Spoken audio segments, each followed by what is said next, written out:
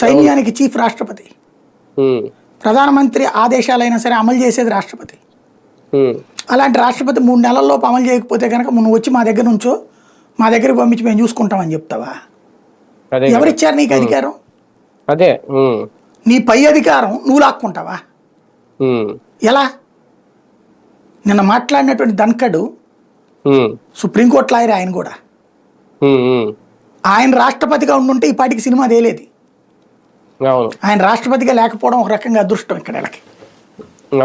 కానీ చాలా పెద్ద ఇష్యూ ఇది, జరుగుతుంది, చాలా జరగాలి, డిబేట్ జరగాలి. అంటే చాలా అంశాలే రేజ్ చేశారు ఆయన. అంటే ఇదొకటే మెయిన్ ఇదే కాన్సెప్ట్. కాకపోతే రూల్ ఆఫ్ లా గురించి కూడా మాట్లాడడమే ఇప్పుడు రేపొద్దున భవిష్యత్తులో అది కూడా ఒక చర్చ అవుద్దా? అంటే న్యాయమూర్తులకి ఎందుకు అతీతంగా చూస్తున్నారు?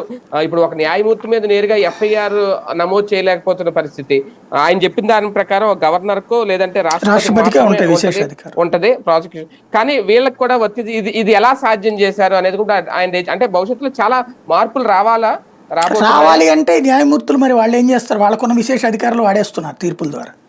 ఇప్పుడు ఏదో మరి తాజాగా నరేంద్ర మోడీ, అమిత్ షా, తర్వాత రాజ్నాథ్ సింగ్ వీళ్ళందరూ మీటింగ్ అవ్వడం, వెళ్ళి మరొక పక్కన రాష్ట్రపతిని కలవడం, సంథింగ్ ఏదో దీని గురించి అన్న చర్చ నడుస్తోంది. మరి చూడాలి ఏం జరుగుతుందో.